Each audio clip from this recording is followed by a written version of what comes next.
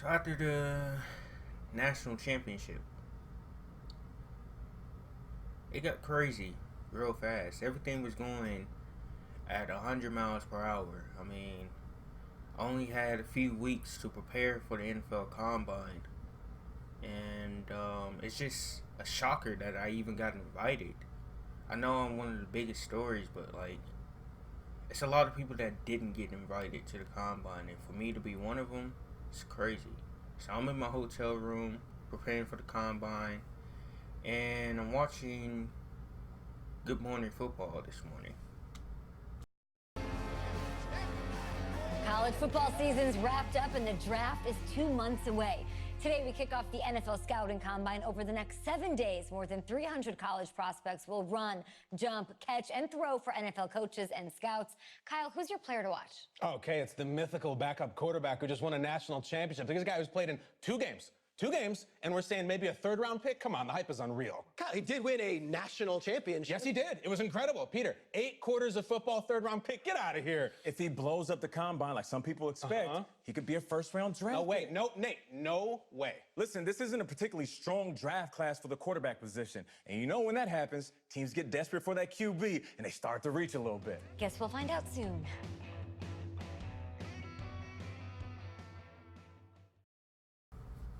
So things already started to get weird.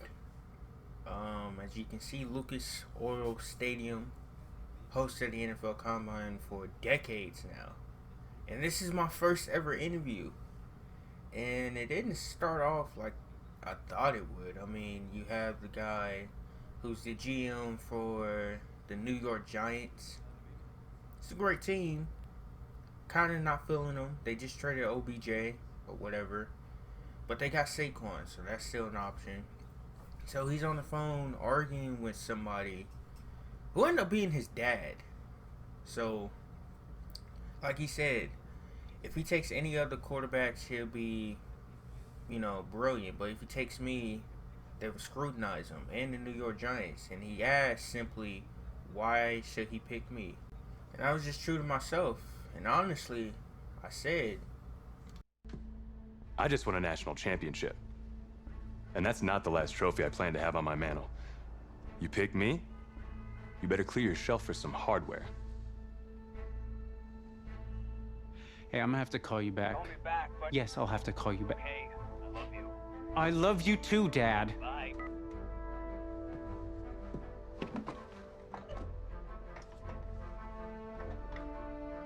Are you for real? You and I have a mutual friend in common. Mr. Jack Ford. He and I served on the same staff in St. Louis together. What do you think he might say about your ability to lead a locker room? Look, I respect Jack Ford, and I want you to... Let me just stop you right there. Jack had nothing but praise to say about you. And frankly, now so do I.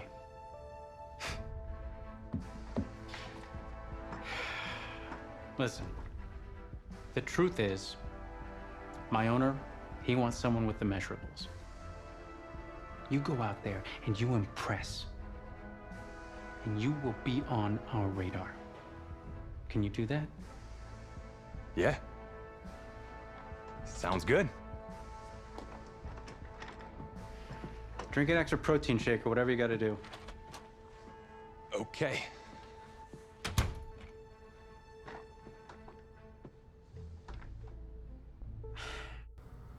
so the first interview started off weird, but it ended up being great.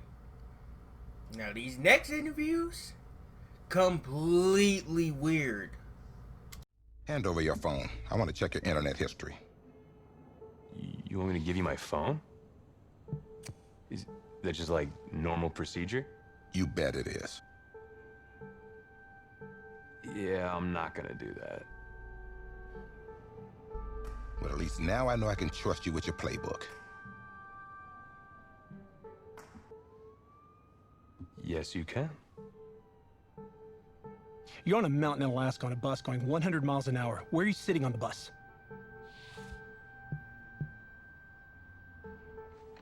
bus in Alaska. I go front of the bus. Not middle. Nope. Have you looked at the engine before you even got into the bus? Did you check the tire pressure? I hired a professional mechanic to inspect every part of the bus, as he is more qualified than me. And I am aware of my strengths and weaknesses. Are you being cute with me, son? No. You're not. Now give me a serious answer. Would you be in the front of the bus, the middle of the bus, or the back of the bus, or the passenger side of the bus? I already answered the front of the bus. Why? Because if I can see where we're going, I can make sure we're okay. Is that the... Said, completely weird. What the hell was that last question? But anyway, we're at the NFL Combine, and it's our group. I was actually the first group out there early in the morning, around 9 o'clock, when we first got started with the drills. And I've been watching the NFL Combine since I was 8 years old. Every year I would pretend to be a part of the NFL Combine and be a part of the pro days and be a part of the NFL draft, and to now have that dream come true, it's crazy.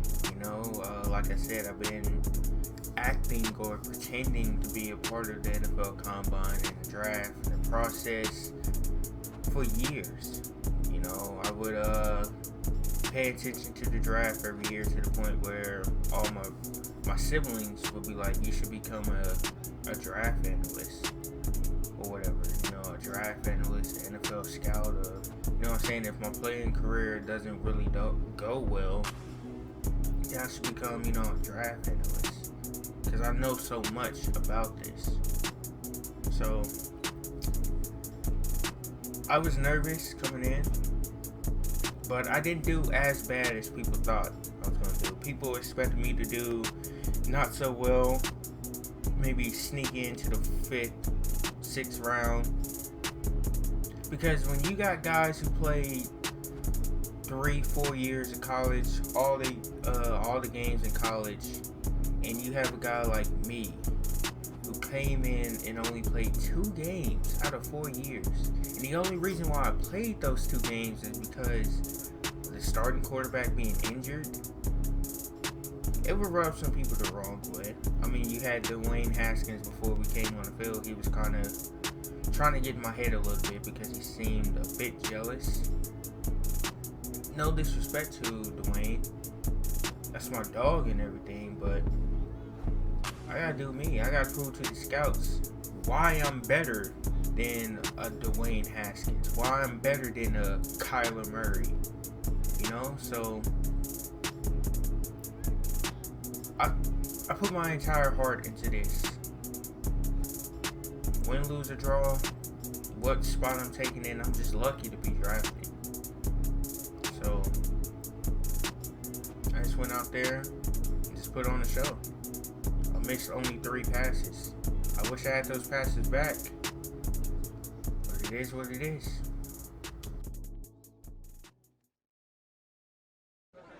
New York fans were very vocal about you this week on social media. How would you feel about playing for the Giants?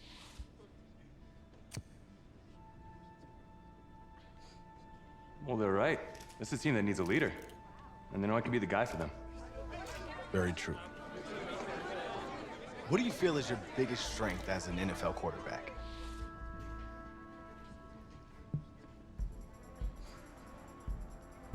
Well, I pride myself in my ability to get the job done. I'm able to focus and perform under pressure, and I think you guys saw that in the college playoff. You definitely did. What do you say to the critics that think you aren't ready to play in the NFL?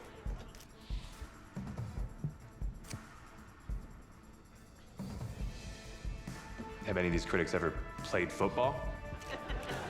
Honestly, I don't care what they say. It's all white noise to me. All that really matters is what those NFL teams think, guys.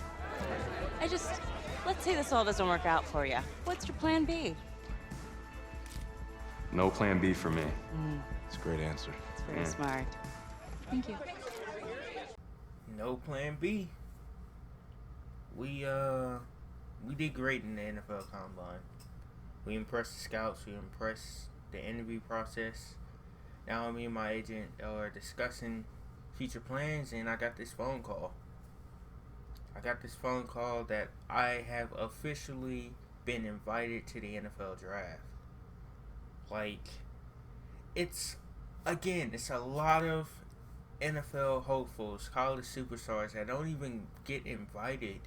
And I'm one of the many few that actually got invited to the NFL draft.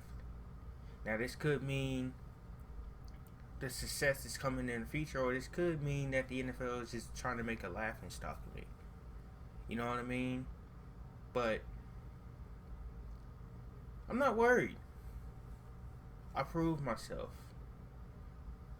I proved my doubters wrong every single day. My doubters said I should have transferred instead of sitting on the bench. I knew an opportunity was coming. Yeah, I had to wait 4 years for it.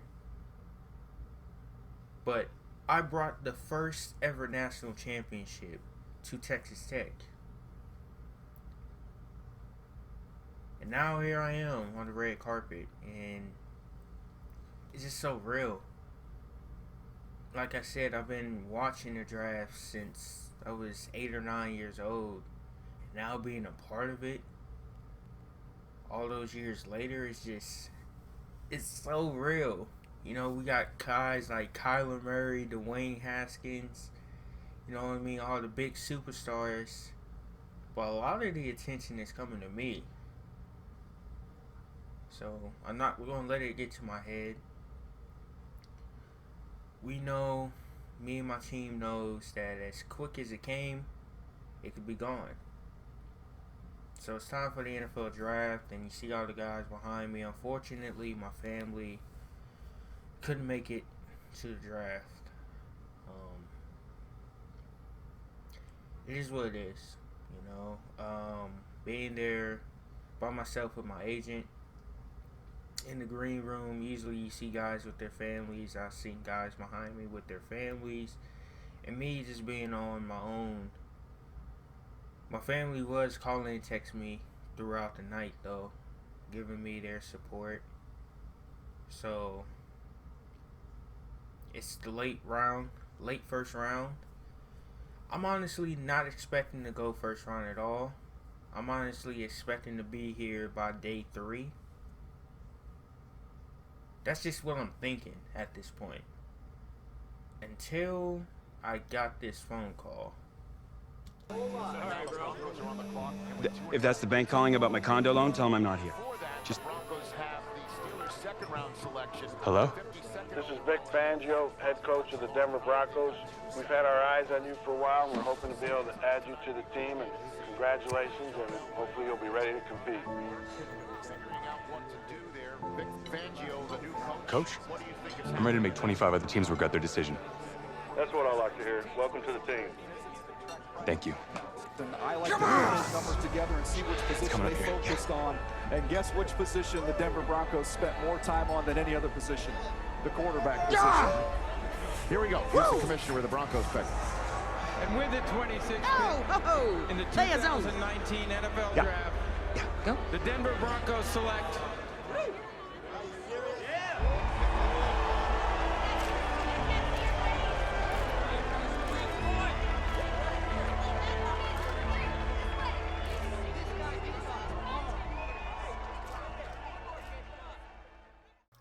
Shout out to the Denver Broncos for giving me an opportunity when a lot of teams passed on me. Not only giving me an opportunity, drafting me in the first round. So you know, I gotta go out there and ball out. Thank you guys for walking with me through my story. And it's time to get to work.